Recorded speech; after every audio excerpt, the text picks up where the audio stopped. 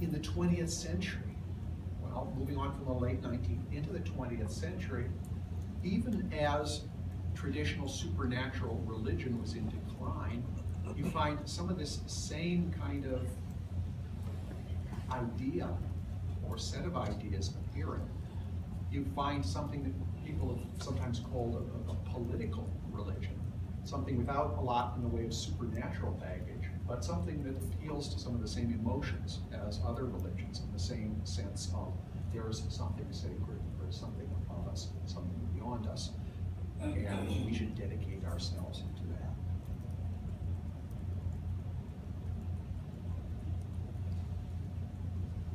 So, a theme that let's just find some of this.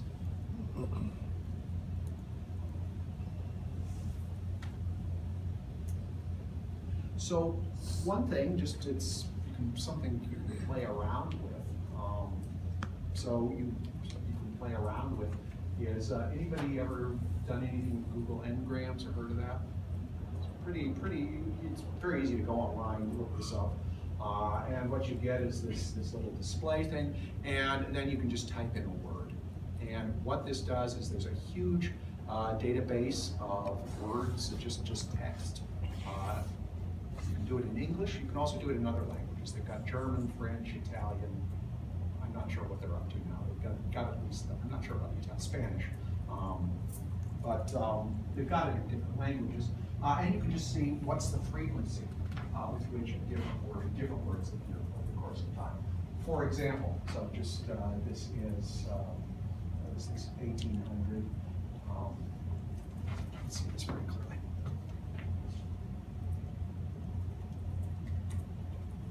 Yeah, 1800, 1900, 1950. Just type in the word icebox. If you don't already know this, once upon a time, not back, probably not even your grandparents' time, your great-grandparents. Once upon a time, people had ice boxes, which were like refrigerators before electricity. You have an insulated box, and the iceman would come around with great big blocks of ice and take out a big block of ice and stick it in the ice box. There'd be a compartment there, you'd stick it in, and then you stick, your milk and your eggs and stuff in the top compartment, and the ice would be insulated. The ice would keep it cool for a while and melt and rip into a pan, and then the guy would come by with a block the next day and so on. So word is not appearing at all during this period. It's going up at very high frequency, all the way up to 1920, 1940, and then rapidly declining. It's still being used because you still have older people who sort of get these fancy new electrical ice boxes, and they, while the rest of us are calling them fridges, they go on calling them ice boxes. So the word still persists at some frequency here. So this is just, kind of what you might expect given the history of technology. Sort of like how old people sometimes still call them tinfoil as it used to be. Anyway, and then here, we've talked a bunch about honor and culture of honor. Here's just an interesting thing about, in English, just the frequency of the word honor. And it may not be an accident that you're seeing a particular peak right here, or right immediately preceding the Civil War. That might be a time when people were particularly concerned with honor and we're being asked to make these shameful compromises with the dastardly Yankees or the damn slave Southerners. Anyway, it's going at high frequency here, and apparently we live in shameful times. People just aren't that concerned with dishonor anymore, although it's not non-existent. So you can look at this kind of thing.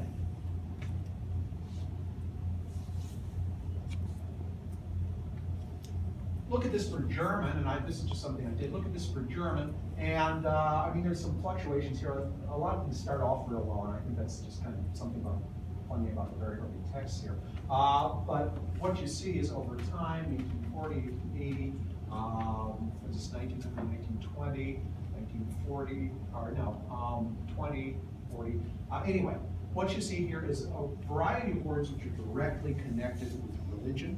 And the general trend you see is a decline over time. So God, Herrgott, is pretty big in the 19th century, and people just aren't talking that much about it as we move into the 20th century.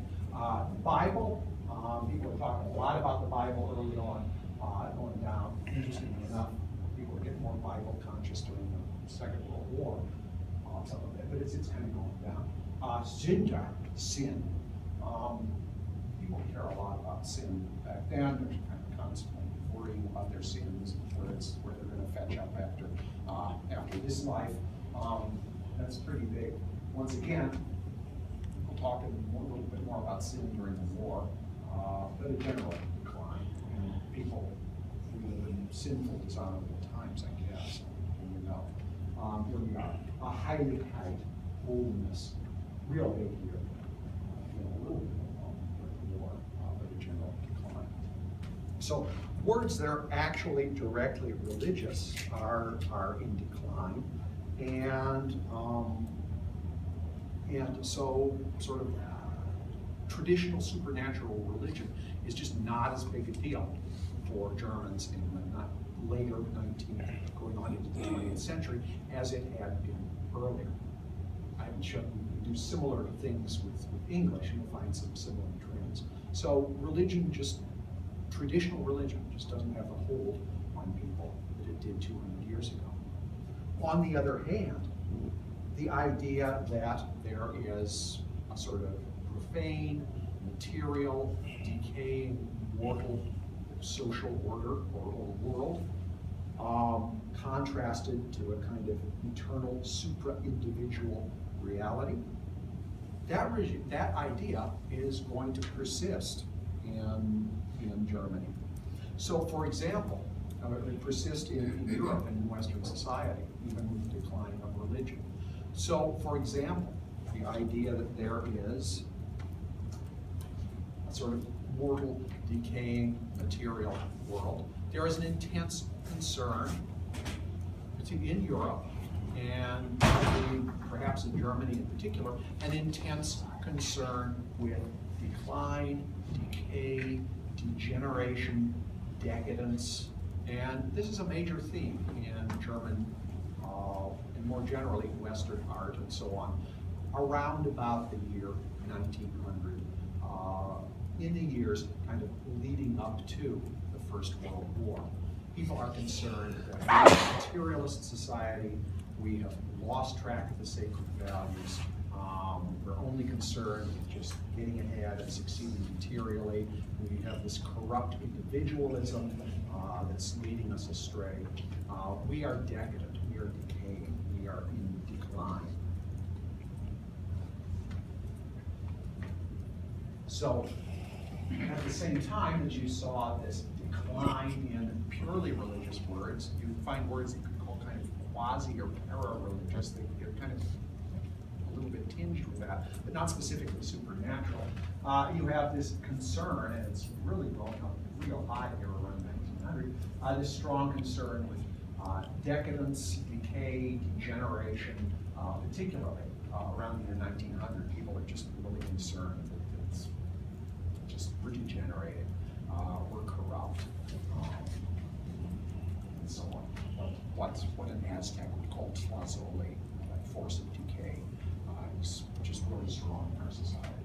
On the other hand, there's this hope here at the same time of regeneration.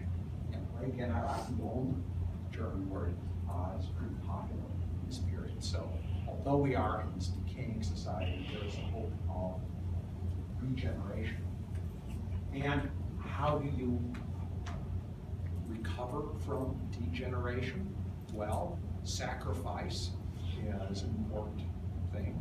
And even after we've seen the decay of purely religious ideas, the Opferung, or sacrifice, is becoming an increasingly prominent theme as we move on into the 20th century. So we are decaying, degenerate, but there is a hope for regeneration and a hope that regeneration can be attained through sacrifice.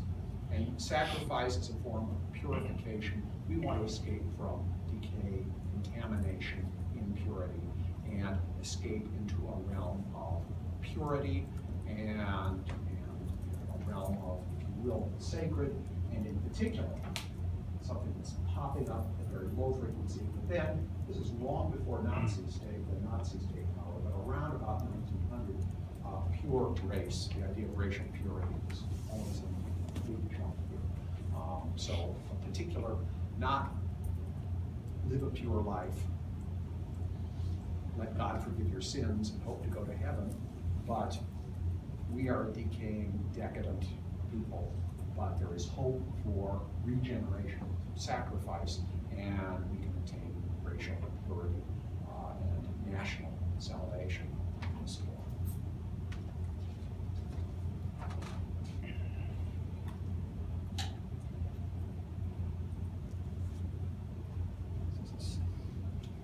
Just an emphasis on